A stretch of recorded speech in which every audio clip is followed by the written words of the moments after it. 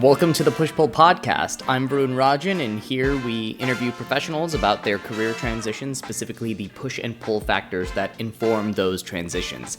On today's episode, I had the pleasure of reconnecting with Annalyn Cruz. I actually used to work for the computer labs and the residence halls back in my undergrad days, and she was actually one of the academic program coordinators. We didn't work together very much super directly, but we would see each other all the time, and I think she actually interviewed me.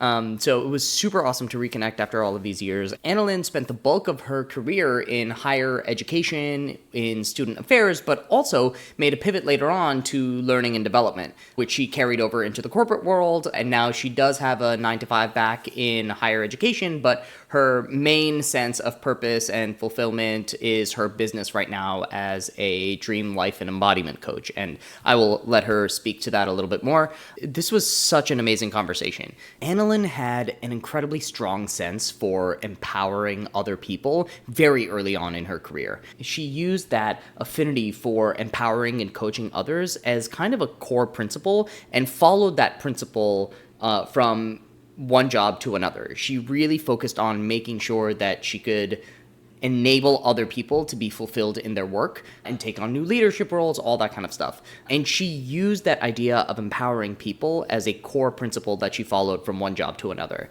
And she followed that principle even if it made potentially making a mistake and then pivoting quickly away once she did make that mistake. One example that comes to mind from our conversation is when she actually went into a recruiting role thinking that she would actually be playing more of a coach type role for the candidates that she was working with. When she found that it was not for her, she realized that she had made an honest mistake based on her values and decided to move on and find something else. Something that has come up in a small handful of my conversations, but definitely was prominent in this one, is that Annalyn prioritizes very strong relationships, friendships, allies, confidants. We didn't call that out necessarily in the conversation explicitly until towards the very end, but that's a big part of it. And I think that's something that really helped her with her trust and self-confidence in making the big bets on herself and taking those calibrated risks.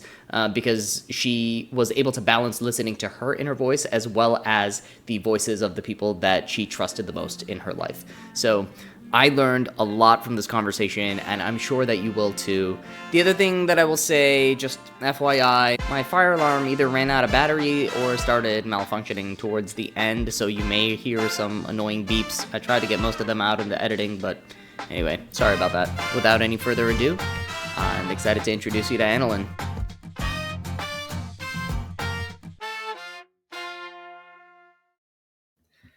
Okay, we're here with Annalyn Cruz. Thanks so much for joining us, Annalyn.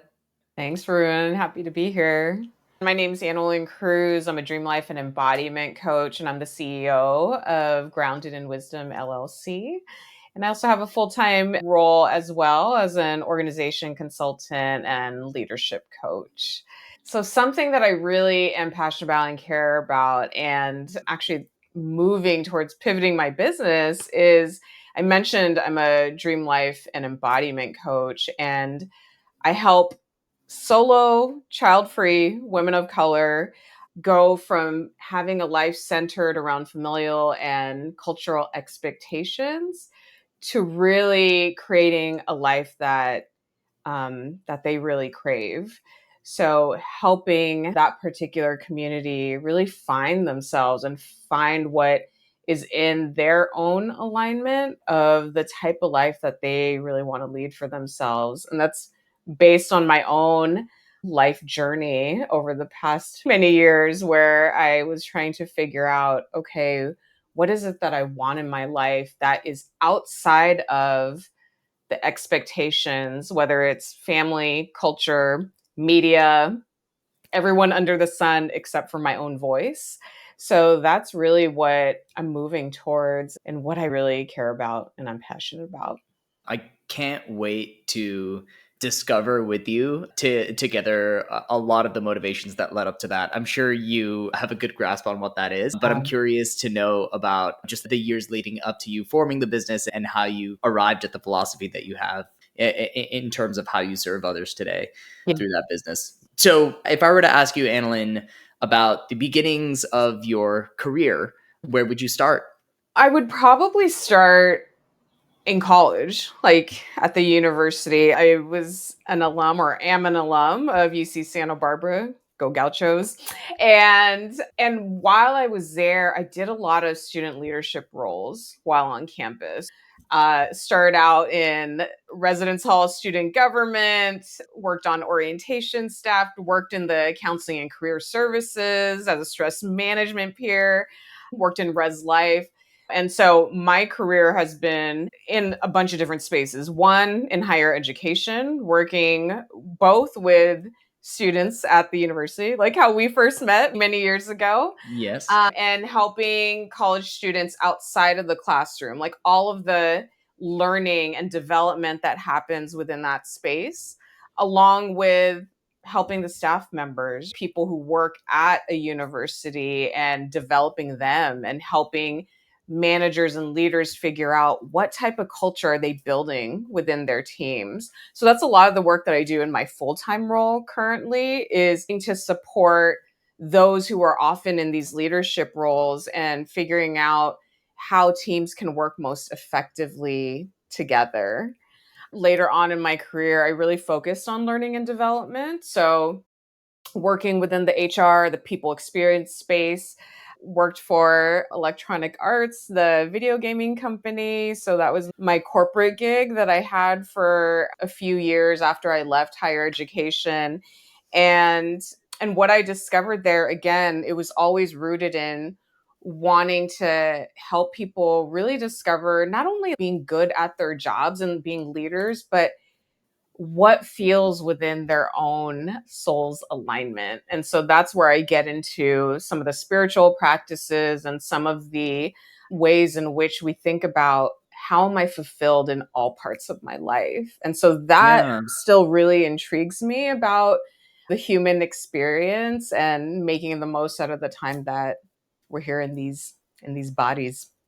Yeah, I'm really fascinated by the evolution of your thinking across the course of your what sounds like a very mission driven, mission oriented Yeah. career. So you started off in undergrad talking about being in all sorts of leadership positions and really focused on coaching and mentorship. What tell me a little bit more about what came right after undergrad? You mentioned, and obviously you and I met when you had a career in higher education. Did you go into higher education right away? What did you think that you would be spending a lot of time in the like higher ed space when you were an undergrad? What were you thinking about? What were you targeting? What were your motivations while you were an undergrad? And what ended up actually being the result when you went out Mhm. into the workforce or got your undergrad degrees? Yeah. So, what I discovered during my undergrad days was that you could actually have a career working in higher ed that wasn't faculty, right? It Mm, was the positions within student affairs or within student services for, like I mentioned, the outside of classroom experience that happens at any college or any university. And so when I discovered that you could actually build a career around that, and that the people who helped me as an undergrad were actually folks doing the type of work that I would eventually end up getting my master's degree in, and going to Colorado State for my grad degree or for my master's degree in student affairs and higher education. That's where eventually 3 years after my undergrad, where my master's degree took me. But in between those years, I did work for university. I worked for UC San Diego, doing some administrative work. And I really saw that as a pit stop to figure what I was going to do. What I yeah. was going to do with my life. I'm using quotations right now, that I really wanted some time in between undergrad and my master's to figure out what direction do I want to go into, and Yeah. I really wanted to be thoughtful about that instead of just going straight from undergrad to going back to school again. Totally makes sense. So it sounds, and let me know if I'm hearing you correctly. What I'm hearing is you had a sense of you learned for the first time being in undergrad that, oh, hey, you could have a career in academia or higher ed that wasn't Mhm. faculty based. But at the same time, you knew that would require some level of like masters and continuing your education. But in Yeah. the meantime, you still wanted to like take some time to figure that out or know that was actually like the right path for you. Is that fair? Which is why you Yeah, had yeah, okay,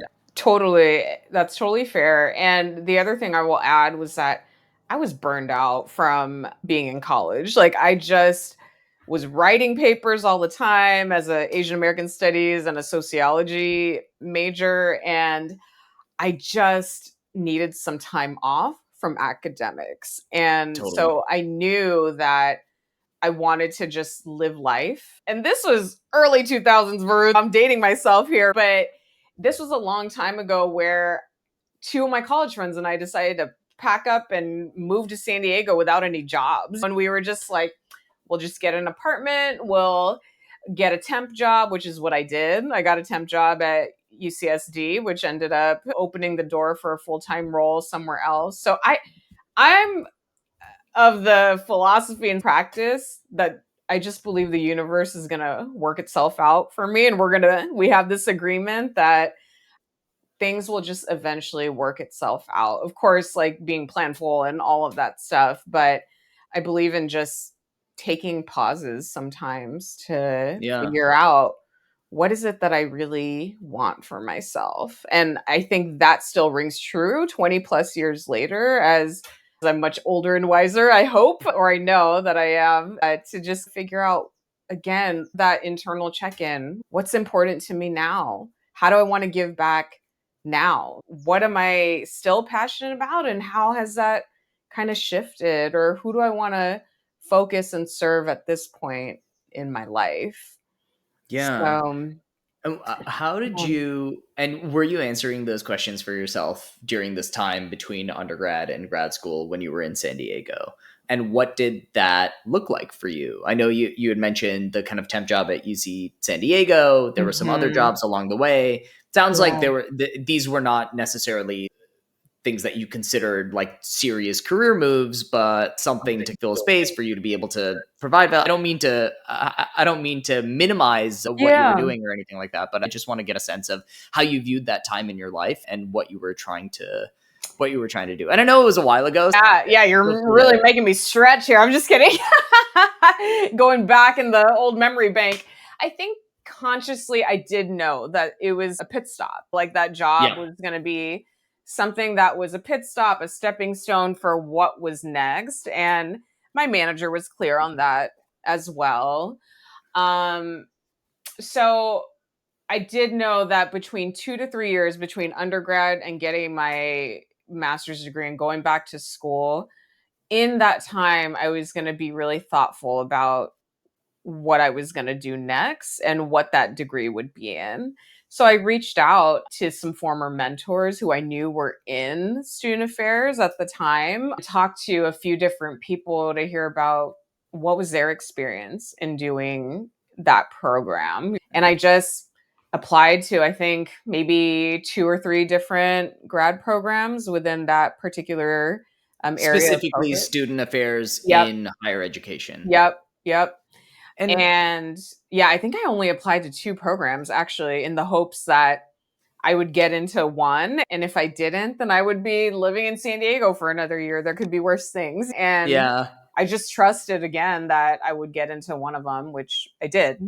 why specifically higher education? I understand where you got that exposure and understood Yeah. that there was a potential future here, but I'm Yeah. curious, were there other paths that were on the table that you were considering potentially, whether it was like social work or K-12, or it seems like you're a very service oriented, mission Yeah. oriented kind of person when it comes to your career. Why did this end up being the path that you took, and were you considering others? There was not another path I was considering, just in terms of, like you said, K through 12 or social work or working for a nonprofit. It that wasn't on my radar because of the impactful experiences that I had in college. Changed my career trajectory or just the my awareness that this was something that I wanted to move towards because I had such amazing like growth-oriented experience in college, and that I knew that there were staff members who helped create that experience for me. I wanted to give back in the same way to other college and university students. Once I, quote unquote, became a grown up, I wanted to do that and give back in the same way because of my college experience. And I swear we'll move into grad school and everything, but it Okay. sounds like there was such a foundational, formative period during your undergrad experience here. And we keep coming back to that being really the impetus for launching you to where you ended up going.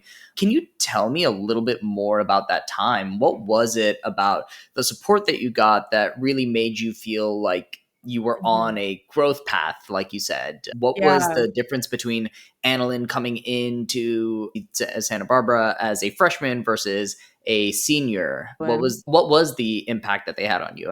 I definitely gained more confidence in my own leadership abilities. I came from a high school that any student leadership position was based on popularity and who you knew, and if you were in a particular crowd, right? If you were in a particular group of people.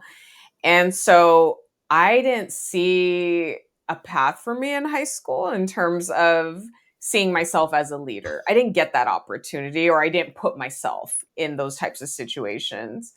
So, what was impactful for me in college was people encouraging me, saying, "You can do this. I see the leadership potential in you. I see what you can do and how you help influence people. I see that you get stuff done, right? Like you're able to build relationships with people." Like these were the types of things that I was hearing from mentors. And then when I actually saw myself doing it and being able to be successful and making that impact at from a peer level, right? From peer to peer, um, that just shifted how I saw myself, right?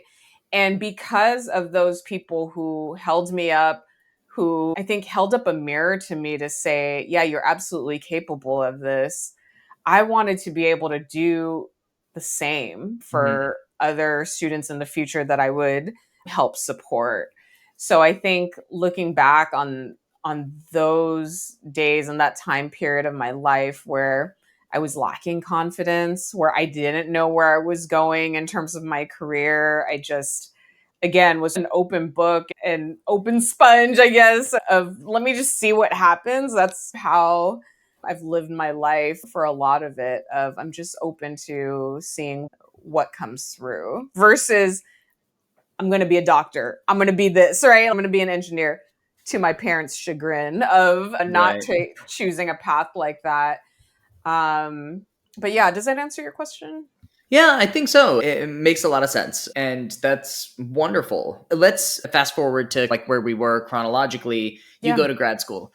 Tell me about that experience, what you got out of it. You took a leap of faith on yourself. You were also like wholly dedicated to this particular path. What was that like? Did it meet your expectations? I think looking back on that time, a couple things come to mind. One, it it was a big transition for me to move outside of California and end up in Colorado. I would say it was a little bit of a culture shock at the time. And again, this was in the early 2000s, but it was a bit of a culture shock to leave that sense of home within California and that sense of community that I had at the time in San Diego, and then just voluntarily uproot myself, right? Totally. Yep. And but luckily I had a couple of people who were there already who I knew at the university and who helped recruit me into the program that I was in. And it just felt right when I went to go visit and interview for the program and all of that good stuff. Um, and if I could do it all over again, I would, because it was a cohort based program where I got to know the folk in my program like really well. We did classes together, we were working in our grad assistantships together, we were socializing together, right? There was all of that kind of happening within those 2 years. And at the same time, I knew I wanted to come back to California. That was just home. And I saw that experience as a pit stop or as a milestone for what was next for me. Totally.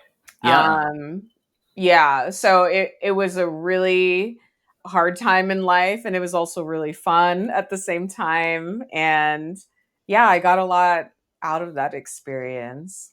And so what came next after the graduate program wrapped up? I moved to the Bay Area and worked in higher ed. So yeah, I And worked at was this similar to the San Diego story where you like decided to move somewhere without having a job lined up, or did you get the job lined I up first? actually had a job lined up. I was the first in my Okay. cohort to get a job offer, and Wow. I was excited because it was in the Bay, and I had a few of my college friends who moved up here, whether it was they were from here originally or just ended up here. So that felt really good to actually Yeah. be back in the state, but have a new adventure for myself. And yeah, so I did have a job lined up. Yeah. Yeah. Tell us about it. What was it like? Where was it at? Was it, and this was, I'm guessing, the first of the path that you had set up for yourself, right? Like Yeah, student affairs at universities. Was it totally. what you would expected? Really curious to know. Like you're arriving, right, to some degree at what you had Yeah. been aiming at. Yeah. I wanted to do leadership and work within the diversity and inclusion space. So I got a job at San Jose State at the Cross Cultural Center and did a lot of program development. I supervised our interns that worked there at the time. Did a lot of leadership development and a lot of collaborations with other colleagues across campus. So yeah, I did that for a few years and it was really fulfilling. Yeah. It was really fulfilling to work in that space with those particular students at that time of my career. Yeah. What? Yeah. Tell me more about the specifics of the like cultural center. What was the organization like in terms of who was working there? Who were you reporting to? I think like for myself and for a lot of people that may not work in higher ed, Yeah. not totally sure what all of those kinds of things look like. So one of the things I'm curious about is who are you interacting with? Who are you accountable to? In what ways did that make your job really fulfilling versus where might there have been layers of bureaucracy that were really frustrating? Yeah, we served the entire campus, and yet we were a staff of 3 full-time staff members. There was the Wow. director, myself, I was the assistant director, and then we had our admin coordinator. The rest of the staff were students who were going and Cool. taking classes, and they were undergrads at San Jose State. So we were really focused in on creating community and experiences for primarily underrepresented populations, right? Those who identified as students of color. We also, while we were there, we also supported our Jewish and Muslim students as well.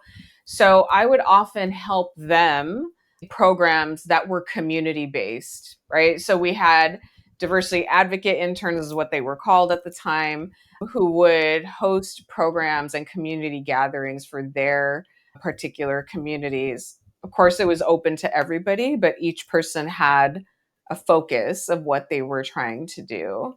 And within that space, I also taught a leadership development class a couple of years and got to create the curriculum for that and have maybe 25 undergrad students that signed up to do this particular leadership experience. Wow. They Yeah. got college credit for that. Um, and I served on a bunch of different campus committees. And for those that aren't as familiar, like I said, there's the academic side and then there's a student services or student affairs side of how a university is run. And I often was super gung ho to be a part of the division of student affairs and give back in that way, right? So I think about sort of the pull through or the thread around my career of really wanting to make a bigger impact than just being in my current role, right? I wanted to learn about the ins and outs of how the university was being run and how we Cool. were supporting the students in ways that were, again, outside of the classroom. Like, how are they becoming better human beings? How are they going to be upskilling themselves with their leadership skills? Because guess what? Those are the folks who are going to be in the workplace, like in the next 4 to 6 years.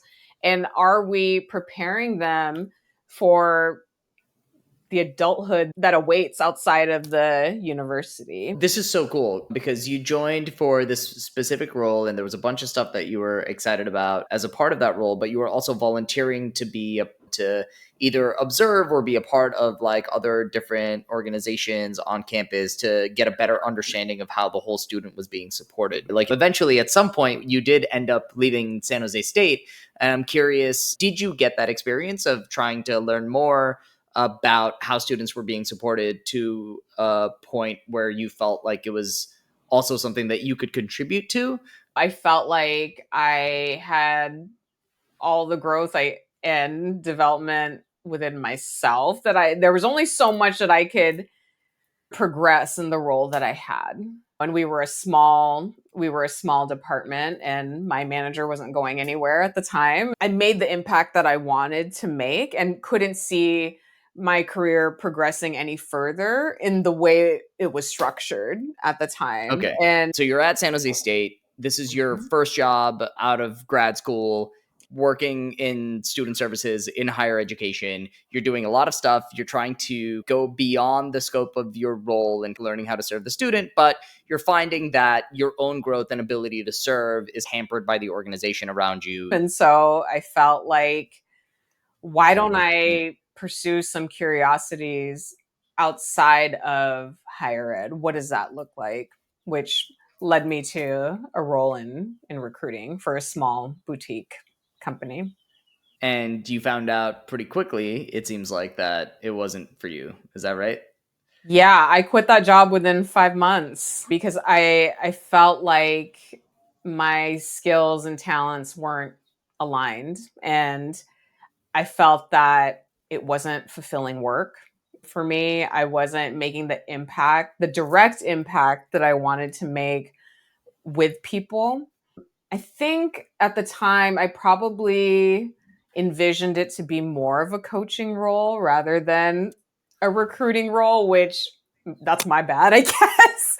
Not fully understanding or maybe not necessarily knowing all the ins and outs of what recruiting would mean, at least with that company. It wasn't the right fit. And I found myself pretty miserable day in and day out in the short amount of time I was there. And I remember a conversation I had with my sister, and I was just crying to her, saying how unhappy I was and I wanted to make a change and I was longing to be back in higher ed. Like, I was looking at all these job listings to go back to what I knew.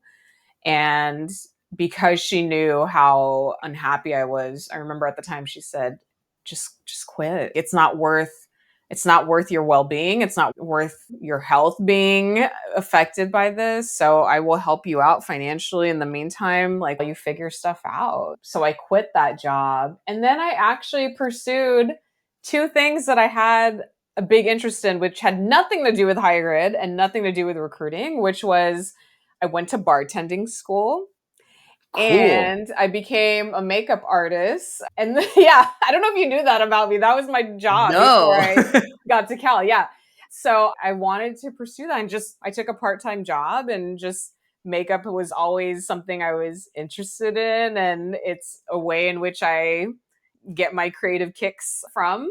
And so I decided to do that. And I just, again, figured out I could do this in the interim. I could get a part time bartending job as well. And so I was on that path until I got my job at UC Berkeley. I would love to know, even at this point, like, this is the second time you maybe take a chance on yourself and you have some support, obviously, from like your family, whether it's financial, emotional, etc. Mhm. But there was a time in your life beforehand where you were like, all right, we're going to move to San Diego and just figure it out and take on jobs and blah, blah, blah. But these Yeah. jobs seem different. Like before, it was like, let's do the kind of temp jobs in higher ed and gear me towards what's next. This one was like, okay, I know I want to go back into higher ed, but I also want to unshackle myself from just what my career is. Is that fair to say? And what would your advice be to someone that has, rage quit their job or is just okay, I know I'm going to go back to work, but I have some time on my hands and I just want Yeah. to maybe make some money, but just explore some things.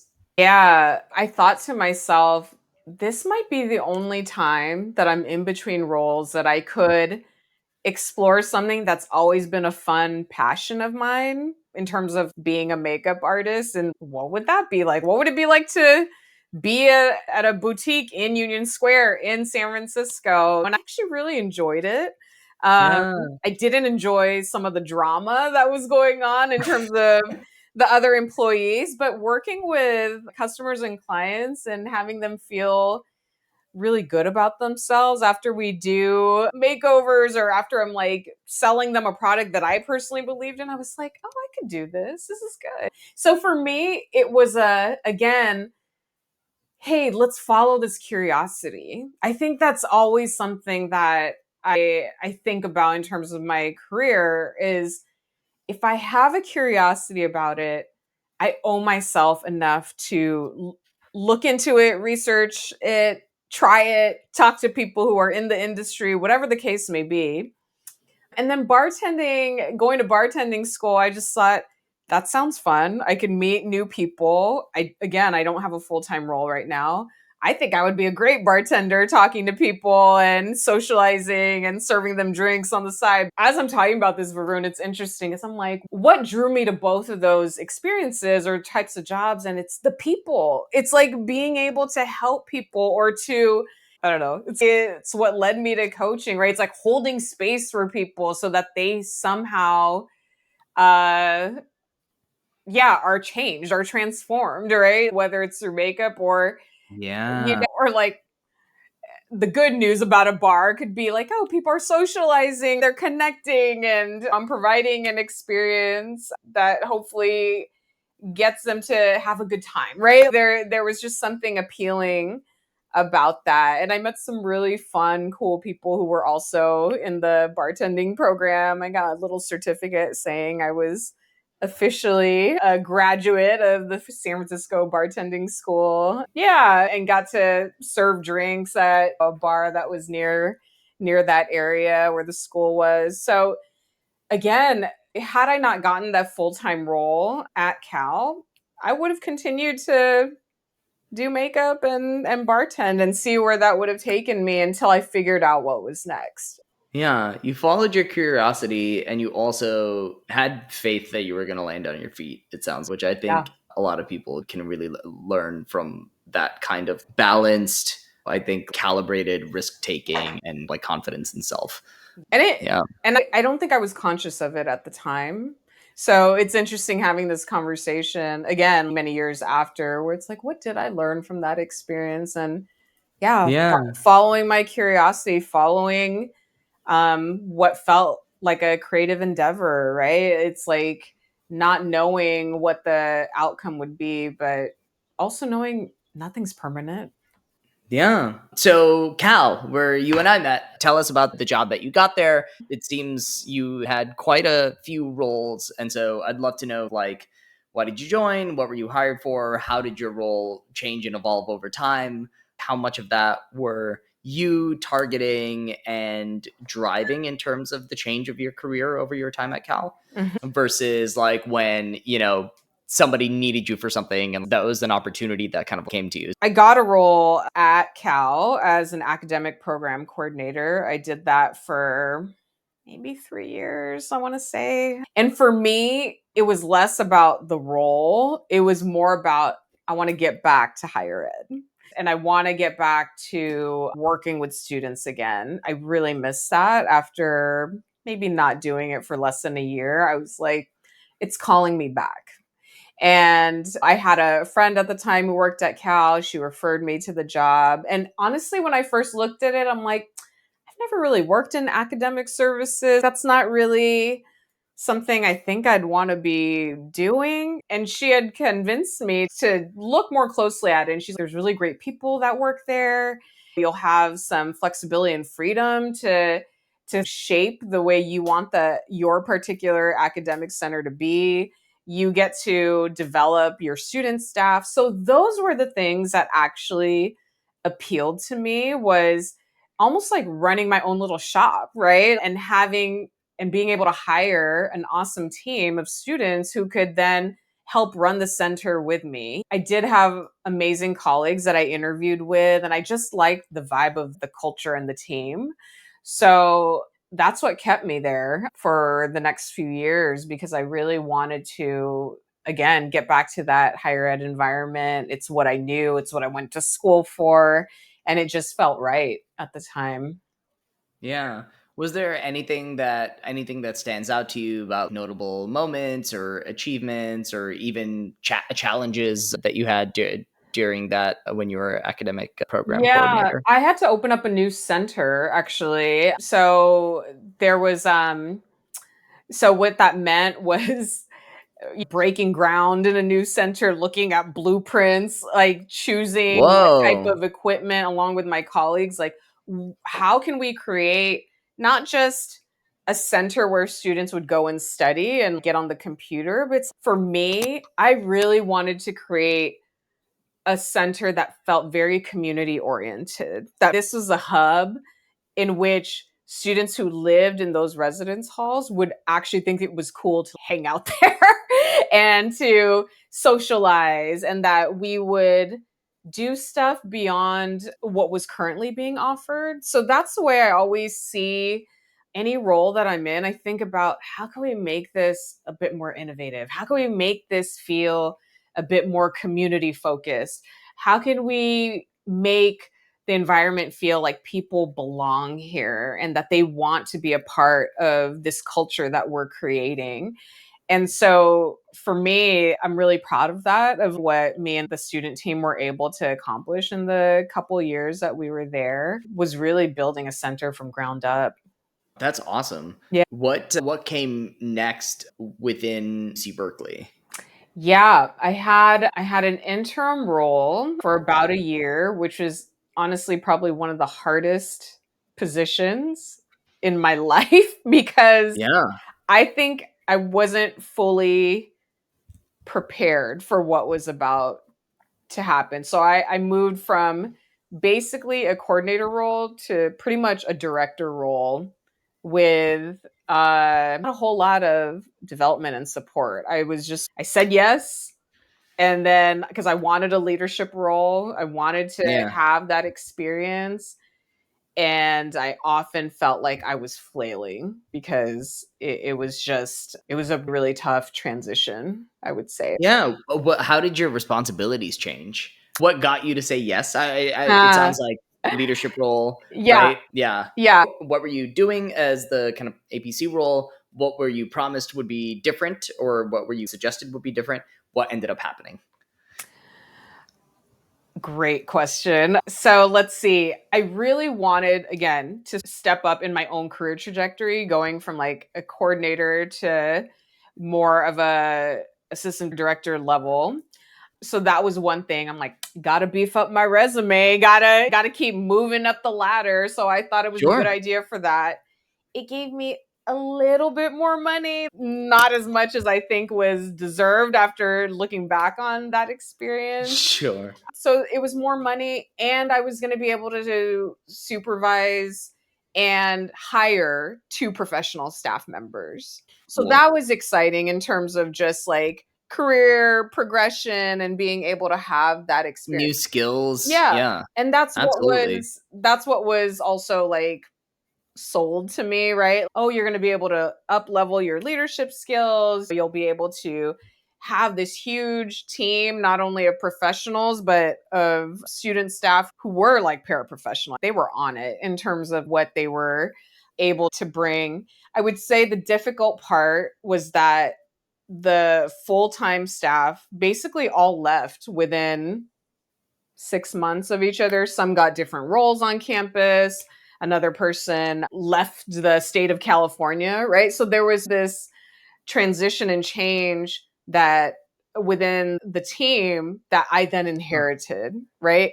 So I also Uh, inherited all the emotions, all the feelings of change and unhappiness that some of the student staff were feeling. So that was something I wasn't quite prepared for at all, how tough that was going to be in terms of inheriting, I think, a lot of challenges that I didn't foresee. Did that get better at all over time? What was your sense of who were you reporting to? What was your sense of performance in that role and like feedback that you were getting? Yeah, I'm just like, I'm going through the memory right here in my mind. Yeah, to me, it felt very chaotic in what I was experiencing. It was that whole saying of, oh, you're drinking from the fire hose. I felt like I had 8 fire hoses on at Yeah. me at all times. Like it was a high pressure job, a very visible job on campus. We were welcoming all the new students and their families to campus, right? Like that was the role. And I hadn't worked in that space before. So thinking back on that, it truly was change after change and managing, not just being new to role, but new to a leadership position, new to a whole new team, trying to trust with these folks who lost trust in Mm-hmm. the administration. I'm using quotations again. Um, and so I struggled a lot. And I remember one time I just had it because we were preparing for a huge opening, and I was just hearing a lot of complaints about how we were running things, how our team was or wasn't doing XYZ. And I remember breaking down one night, breaking down meaning I started to cry, and I was like, y'all, there is so much pressure right now about what we're Yeah. about to deliver in the next like week. And I remember feeling so mortified at the time of, oh my God, I cried in front of the team. Oh my God, I probably was like, that's not what I should have done. And you know what's interesting is after I showed my own vulnerability and fear as a leader, Huh. something shifted within the team. Like they softened knowing that I was struggling myself. Because I think what was happening, if I look back now in time and knowing what I know about organizational change, how humans deal with it and or not deal with it, people were in grief. They were in grief over who they thought their leadership and manager team was going to be. They had their whole summer mapped out of what this work would look like. And then it was like the family unit, i.e., the people they were working with, left. And Mm-hmm. like they all transitioned for different reasons. And then I was like the new guard that came in along with the 2 people that I hired. So we were all just trying to figure it out. And Yeah. And so when I think about that time, I was really trying to pretend like I had everything together when really I didn't.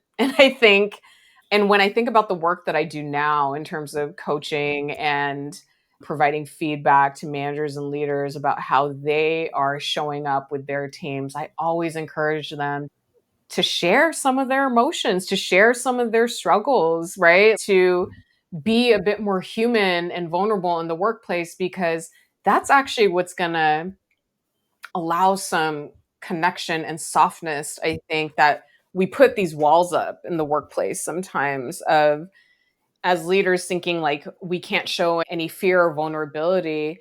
But that moment taught me that it's okay to do that. It's okay to share that I don't have everything together, but we're going to get through this together. And here's what I do know, right? Yeah. Um, but I was just at the time, again, being earlier in my career at that point, I just thought that I had to have it all together and not show any vulnerability. And I think, What was your what did after that moment you say you recall a shift like in your team and the folks yeah, that you maybe thought like and I'm maybe reading in between the lines here, but like maybe viewed you skeptically after all of the kind of the feelings that they had been going through in terms of like just churn and grief and not really understanding what was going on and viewing you skeptically.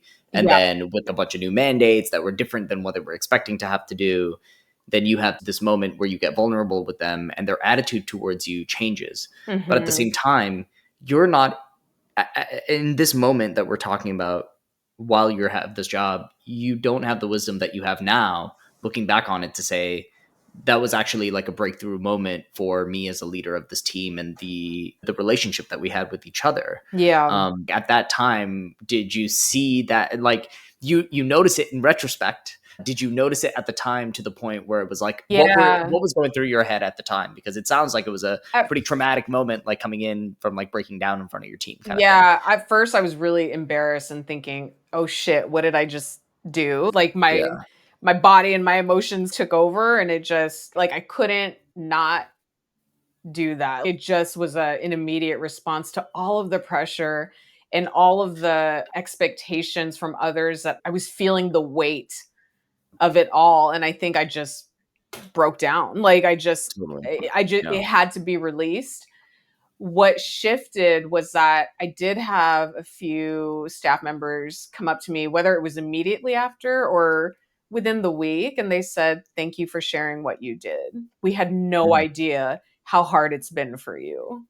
Like, Yeah. we just thought you were handling it and we weren't sure about XYZ." But I do remember that there were some sentiments that people directly said to me of, I had no idea what you were Yeah. struggling with as a leader. And now it was almost like I got to see your humanity outside of your role, if that Sure. makes Yeah. sense. And then they just became kinder to me, I think. I think they had more understanding of the struggle that I was Empathy. going through. And so there was empathy that happened as a result of me um, sharing what was a How struggle. you Yeah. Tell me about moving on from that role. Yes. Um, it was a tough role. Was Yeah. it still tough when you left? Were you looking pretty quickly? What was I, the transition? so what ended up happening was that I applied to be a resident director for semester at sea. That was gonna be a temporary role. It was only for a semester, but it had been a dream of mine to work on a Yeah. ship and to work for a semester at sea and travel the world. And so it actually gave me not only did I see part of the world through that experience and it was amazing, but it also gave me that pause to think about, do I actually want to apply for the role that I left now that it's going to be a full-time role? It was no longer going to be an interim role. So Uh-huh. they were going to hold my job that you and I know me as, like the academic program coordinator role. So they were holding that job for me. And I think in the hopes they were hoping that I would apply for the director position with new student services. It was the role at the time. And so I had a lot of, I think, heart to hearts with myself and with my best friend who sailed with me, who I met on the voyage, and really thought, is this the path for me moving forward? And it wasn't. It was very clear to me. And that actually was a pivotal moment because that's what led me to then go into learning and development, which is the latter part of my career that I've continued to do since 2012. Was there a role that was open at the time? Yes. Was learning and development something that you had been thinking about for a while? It's funny because I had actually done learning and development or L&D in different aspects of my career within student affairs. It has always been about learning. It has always been about development, coaching, facilitation, right? Like it wasn't a huge leap. What was different was that this role would have me working directly with staff, Mm. unquote, the adults versus the college students. And so that was actually a big pivot point for me because, as I mentioned, up until that point, I was always working for the most part with college students. And one of the reasons why I wanted to move into learning and development for the staff was that I saw how much those folks needed help who were supporting the students, right? Like, Yeah. I'm like, oh, I needed someone like who was in L&D to help me with what I was going through in that last interim role. And so I started to Yeah. think, okay, this will open up a door for me um beyond maybe working at Cal, right? There's a lot of learning and development or L&D functions in any company, in any organization, not always, but I thought that this would be a door opener for another career pivot. Yeah, absolutely. Yeah.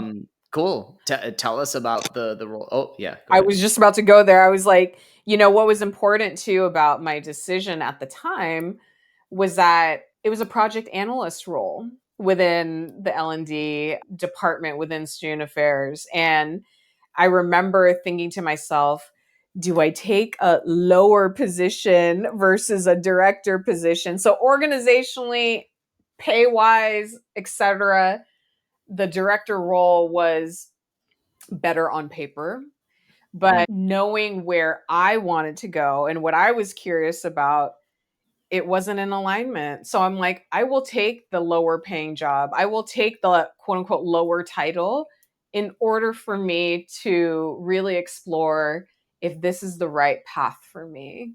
And I'm so glad that I did it 100%. I think that's really important. I find that it's very difficult to make a decision like that. Like, personally speaking, It was and for tough. most Yeah. people that I talk to, like, Yeah. there is this sense that taking a pay cut or title cut or both at the same time is a lack of progress or a setback in itself. Hmm. Whereas I think what I'm hearing from you and what I'm starting to I think most people know this literally, right? Like they can like they understand the concept that those things don't necessarily mean you're taking a step back if it's in Right. service of progress you're making in other areas of your life and career. Yep. But I think that's really awesome that you did this. And it's not like you at this point in time in your career, you were in higher ed, you are like several years out of grad school at that point. How did you look back on it? It was a great idea. Yep. I can't imagine it was like an easy decision to make from like an ego perspective because we all have egos. And Oh yeah, yeah, I love that you bring that up because it really was, like I said, I had to think long and hard about whether this was something I wanted to pursue. Because you're right, the ego in me, and also just even what I was hearing from other people, they're like, "Are you sure you want to take a step down into taking an analyst role versus a director position?" I just said, my heart and my spirit's calling me to something else. And this feels like the right path for me. I also knew who my boss was going to be, and I knew who my colleague and my teammate was going to be. And I respected and admired the two of them, still do to this day, so much. And I yeah, felt like they were going to help develop and grow me and give me the support that I may not necessarily have gotten in the other role, right? Like, yeah. And these and were folks that you had worked with before. tangentially, yes. Okay, Yes. got it. Yeah, yeah, Yeah, yeah.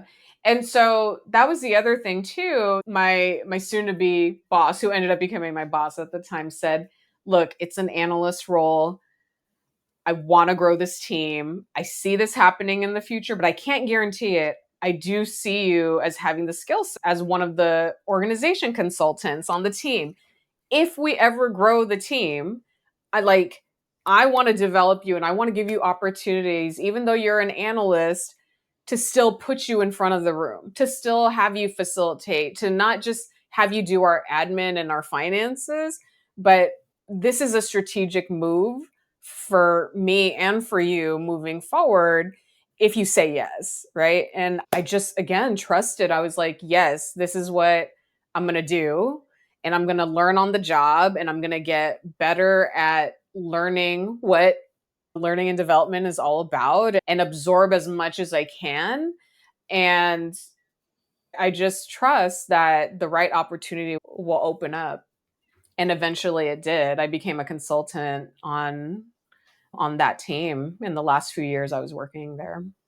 And what did that mean in terms of becoming a consultant on that team? How did your role change? Were you reporting to the same person that convinced you to Yeah. come on and help you grow in that role? I was reporting to the same person. It meant one, higher pay, higher title, of course, Right. and it also meant that we could hire someone else to do the administrative work, the financial advising, the website design, all of these things that like I could do and I did do them, but that's not my bread and butter. That's not Mm. where I excelled. It's like I ended up excelling in a lot of the other things that like I'm currently doing right now. It's the consulting work, it's the facilitation, it's the program design, it's the influencing leaders, right? That's what I ended up doing more of and focusing on that versus having to juggle both the administrative and So consulting when role. when you were a project analyst, you were doing more of like just admin stuff versus when you were actually a consultant. Like, how did that change? You were actually like leading programs, hiring people to take over the admin stuff that you were doing, talking to leaders more, and Yeah, like actually I doing would say trainings. I was doing if I had to give a percentage, it was like analyst role was maybe 40 to 50% with the rest doing the consulting role. I just wasn't getting the title for it, right? So Right. again, it was strategic in the sense of let me just do what a normal consultant would do on top of the other things that were expected of me in the analyst role. Gotcha. And so yeah, that's what ended up happening. And then we were able Yeah, to find an amazing person who took over the analyst role and was with our team the rest of the time that I was there. that's wonderful. Yeah. Tell me about how your time wrapped up at UC Berkeley, and let's talk about what came next. Yeah. What was telling you your season and at Cal was coming to a close, and what Um, were you looking to do? it was twofold. And I think one, at the time, the campus was really struggling financially. So there were some layoffs that were Mm, happening. And us being within L&D, we saw the writing on the wall. We knew that was something that was going to happen. And we knew also that within L&D, that's sometimes the roles that end up going away, right? So that was one thing. The other factor was, again, I was getting curious about what would life be like outside of higher ed doing this work now, yep. doing learning and development in a corporate space. So I had a former colleague who used to work at Cal who ended up at EA, and she referred me to the role, and one thing led to another, and I ended up getting that job in the midst of uh, my role within L&D at Cal being eliminated, Oh, right? okay. So All it right. was like two factors. One, there was again that curiosity of could I do this in a corporate space? What would that be like? That's part of the reason you were excited about going into learning and development, right? To Totally. open up more avenues for you, not necessarily corporate or someplace like EA, but it's like, hey, like this is a Absolutely. place where I can actually be of service and like helping people like go through like a transformation and have an actual result in their lives that can be applied beyond the higher ed space in a Totally. way that student affairs couldn't. Very cool. Yeah. Yeah. And thinking back on that time, I'm so grateful for the L&D role I had at Cal because that opened up a door, right? That opened up a door to other corporate spaces that were like, "Oh, you've done this, you've just done it within higher ed." Being in student services, like sometimes people don't always see the connection even though there totally is. But this Yeah. was an easier jump for me to make. It's like the name of the department exists in corporate. So like that Completely. like helps, right? Yeah, I Yeah. mean, tell us about your time at EA. You were there for several years. Yeah, I What was did you there like about it? What did you dislike? I was there for 5 years. That was a huge learning curve for me that first year. As you can imagine, it was a much faster pace than being in higher ed, and I worked for a global company, right? So, not only was I supporting those at headquarters, but I was supporting folks in Sweden, folks in Shanghai, right? Like, we had studios all over the world. And the projects that I was working on, funny enough, my first project was working totally revamping our onboarding program across the globe. And I Okay. was just being onboarded myself. So it was oh wow, okay, I'm here and I'm doing this. And I ended up being thrown in the deep end of the pool there because at the time the colleague that was working on it had some medical issues, had to take some time off. So then I became the lead of this program that I was still onboarding myself to, and then suddenly taking a bigger leadership role in that. And so when I look back on that time in that first year, I was super stressed out because I had a lot of my own inner critic and my gremlins, as I like to call them. My gremlins were in full effect of, Okay. am I cut out for corporate? Do I know what I'm doing? Oh my gosh, what if they made a mistake? Like, I had so much self doubt running through the back of my head.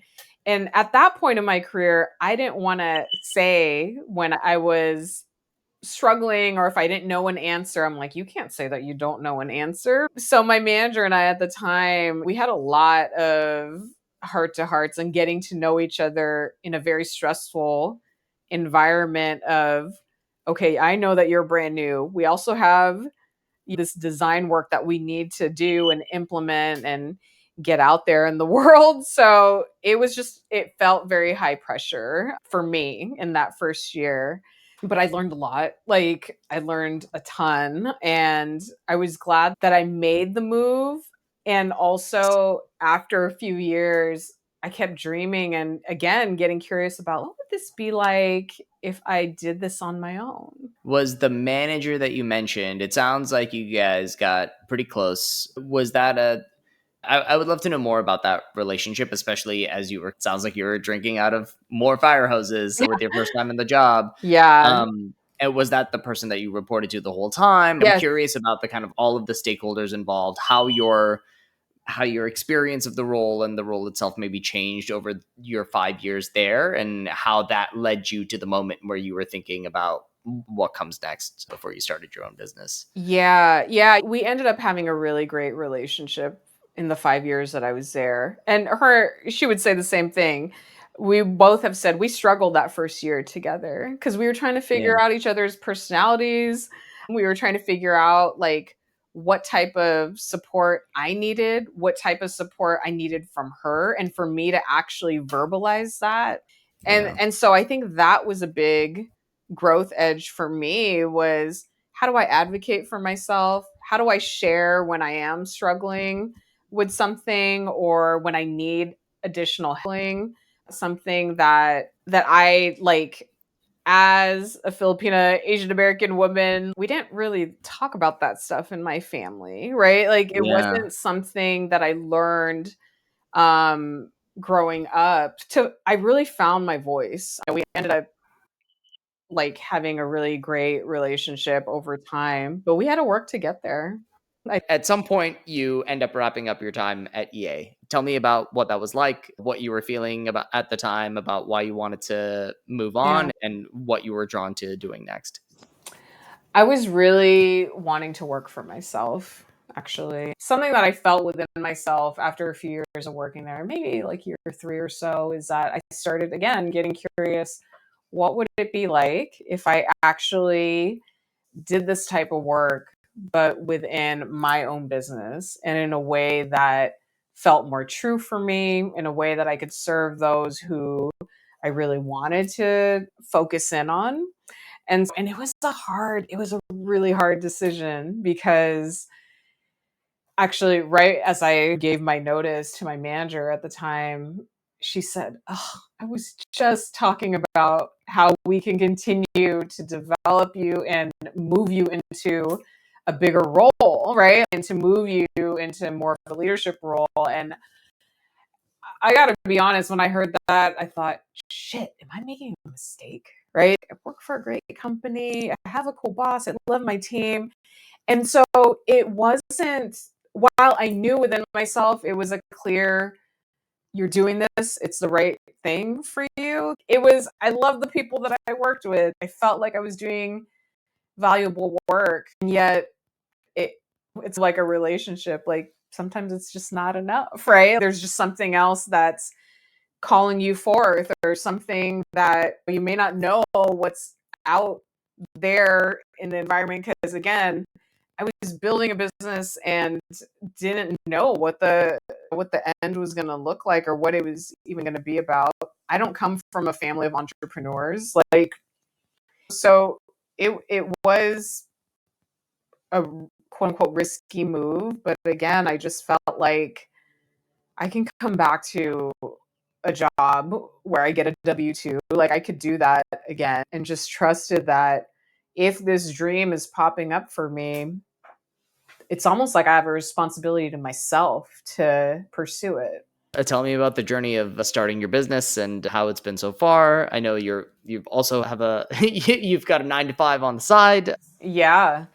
So starting it, I didn't completely know what I was doing, but I found a couple of coaches that helped me along the way, that told me what it meant to start an LLC in California, and what it things to be mindful of as one begins their entrepreneurship journey, And I got lucky, or I don't know if it's lucky. Let me say this. I think I've built enough professional and personal relationships in my life to pull from that network of people who believe in me, right? And who have experienced my work, whether it was at Cal or at UCSB or in other spaces that I've been in. So that first year, a lot of my business was based on the relationships and the referrals that I ended up getting, right? From people who have just known me from the past. And that was really great. I got a couple of other sort of contract roles based on LinkedIn and reconnecting with people. And yeah, as you shared, I'm back at working full time and holding my business currently. And part of what I've had to learn is how to juggle both. So after I saw this interview with you, like my mind is, okay, I got to go back and continue to design this new program that's going to be launched within my business, which is not a small undertaking, right? It's like something I'm doing on top of having that W-2 and having a role that I do get to do good work in, right? Like I do get to have a lot of, I think, good relation with my manager and with the clients that I serve. And yet, again, I still have this push pull. I would say the pull is to continue my business and to continue to run it in a way that feels really fulfilling to me. It's purposeful work, it's what I'm meant to do in this lifetime. So for me, really focusing on women of color who are solo, who are child free, and building a program that I wish I would have had at 25. Put it to you that way. I'm always curious about how you see your sense of identity and like sense of purpose tied to your vocation or your work. I Mm. find that I struggle to invest in things like what I'm doing now, or like the career coaching or something like that, because I do feel like I personally feel very called to that kind of like people oriented, social oriented kind of work, right? To some degree, Yeah. like I want to help people with their own transformations one way or another, but I also like to have a little bit of stability until it feels stifling. And at the same time, when I end up in that situation where I have a job, I'm not a big quiet quitter or like a half-asser. Yeah. I very much end up making whatever I do a big part of who I am, and then it ends up taking Mm, over. How do you find mm. balance when you have a full-time job as well as something that is like your kind of like core mission that you've built up into a business? It's not always easy, but I think that I have practices in place now where, for example, I'm carving out my mornings and like end of day to work on my business. And if it ends up being that I work even later, like last night, I was working on my business from 5 to 7:30. originally I was allotting like 5 to 6:30, but I was enjoying what I was doing. And it's for me, it's knowing that I'm building towards a bigger dream. And so that allows me to continue to work on it. And I would say to your point of, oh, it ends up taking over my life, work can. I've gone through burnout before, like that happened a few years ago. And I told myself, I am not my job. It's a part of who I am. I have interests outside of my job. I do a lot of my own development, whether it's within like energy or spiritual work, whether it's through learning some new tools, new assessments that get me to be a better coach and facilitator.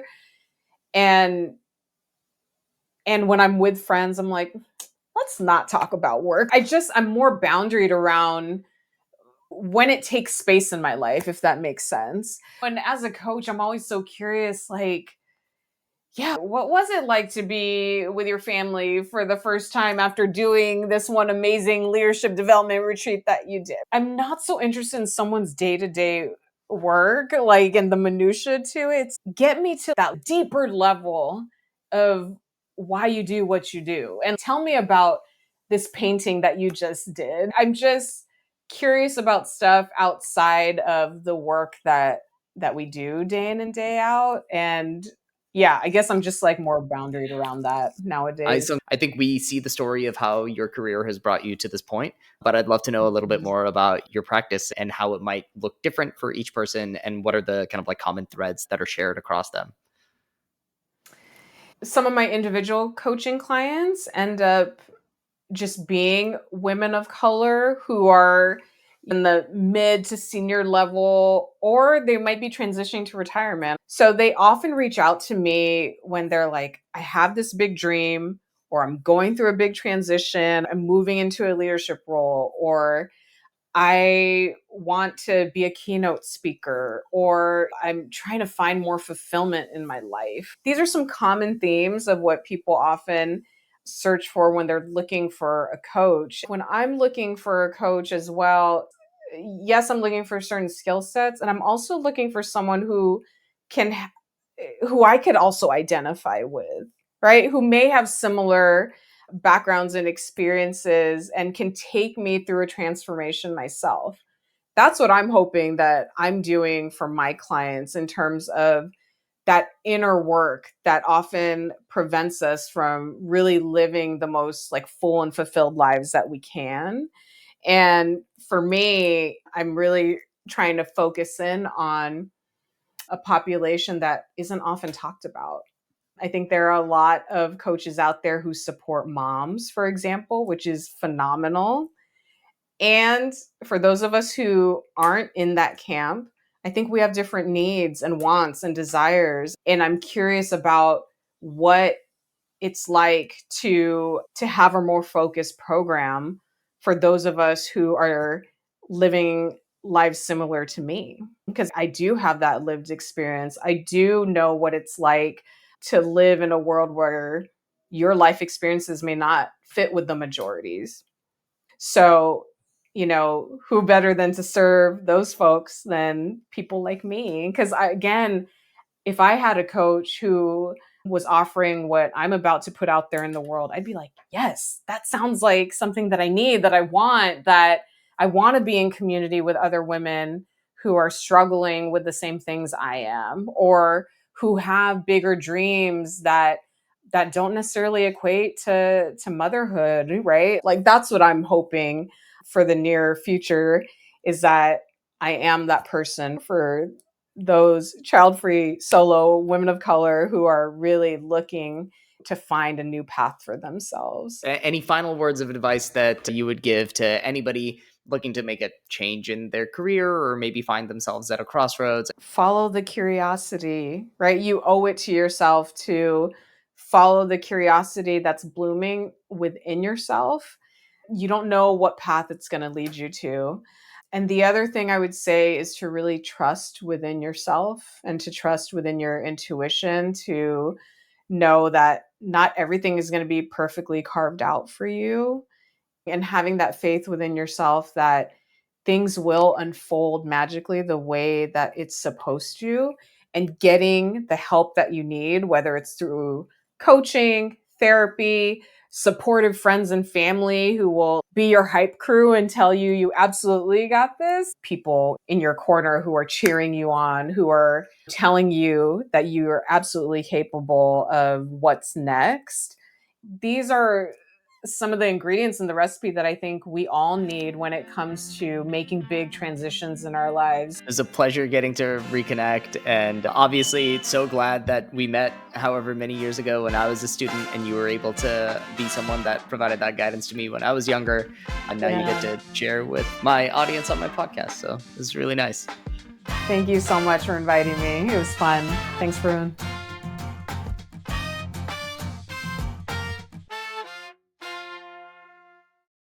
Really hope you enjoyed that conversation. There was so much that I got from that discussion, and looking back on it, one of the things I appreciate so much about her is that she was willing to take risks and trust herself and have faith that it was going to work out at the end, but at the same time, be able to make sure that those risks are calibrated. She took what resonated with her the most and turned that into calibrated risks for new opportunities. Sometimes she would jump somewhere with no job lined up. Sometimes she would be willing to actually take a step down or step back in the organization that she was working with. She did this at UC Berkeley because she knew that taking that step back would allow her to get on the long-term track that she actually wanted to be on. She would not have had the successful corporate career in learning and development were she not willing to put her ego aside and take a step back and do that.